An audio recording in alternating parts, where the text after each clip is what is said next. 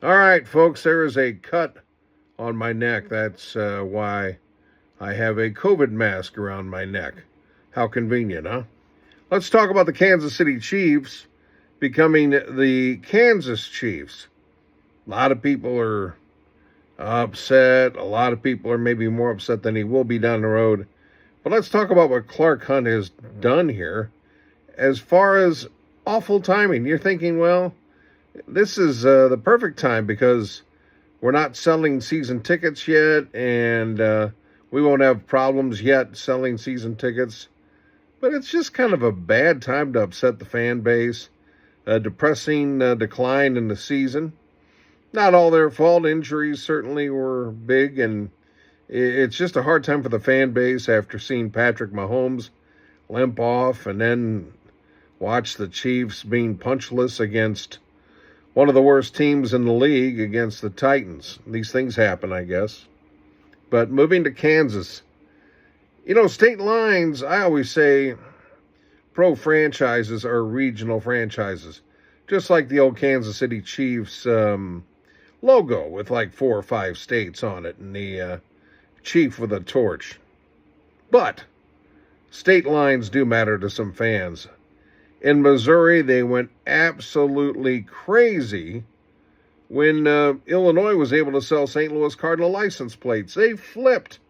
Not everybody, but a certain segment of the population. It was that political kind of anger. And let's talk about the Missouri-Kansas border. Yeah, there are a lot of people in Kansas City who probably mesh well, when they cross the border into Kansas. See a little sunflowers and a little sunflower activity and come back. No biggie. But there are certainly other folks in Missouri and in Kansas City, for that matter, who take those state lines pretty seriously. I mean, you really don't understand a Civil War until you're places away from spots like Gettysburg and Antietam. The Civil War had many faces. Yeah, there were the big battles between the Union and Confederate armies, but you get away from that, and like when I lived on the border with West Virginia when I was out in Maryland, there were towns that changed hands, Confederates and Union troops who were just in small clusters, and to get by, they went to farms and towns demanding a ransom. And like Romney, West Virginia, it changed hands between the Confederates and the Union like 70 times.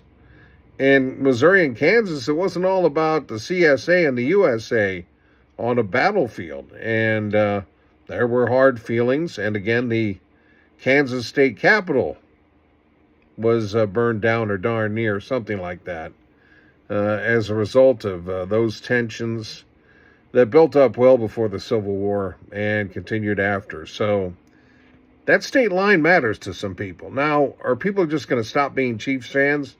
I think that would be a very small minority. However, things like this can affect fan loyalty. Whoever thought the Cardinals would play, talking baseball, before an empty ballpark? That they'd actually have to nudge a little to get people to buy opening day tickets. So a slide off in support is not unthinkable, especially when the fans not only identify with the team, but identify with the stadium and being outdoors and toughing it out. But, we always think of toughing it out in the winter, and I know some fans had frostbite, but it's not all about suffering and being out in the elements. I mean, it's beautiful to be there on a fall day and they're doing the anthem and the rockets go up from the middle of the stadium. And then you get a B-2 flyover from 44 miles away from Whiteman. Can't do that with a dome. Oh, I can hear the B-2, except the B-2 isn't really that loud. So I just think the timing's bad. Clark Hunt just has this smug. He's not his father. He has this just little smug nature. I don't necessarily blame him for the Rams move, but I know some people here do.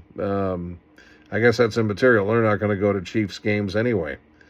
But I do think, too, that psychologically the Chiefs have just a wide-ranging mix of season ticket holders.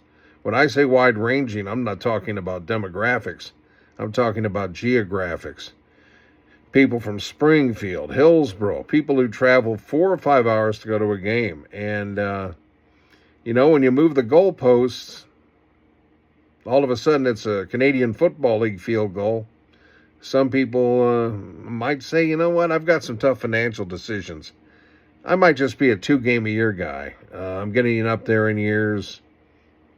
Do I really want to go? And who knows? Every time there's a new stadium, I don't care how well it's funded or whatever the case may be, the fan always winds up paying more money, which I have a hard time fathoming. How can you spend more on one afternoon where your team could get kicked in the shorts?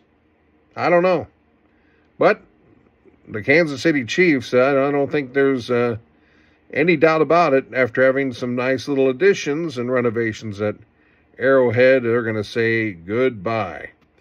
Well, stick around. We'll see what happens here in the years to come.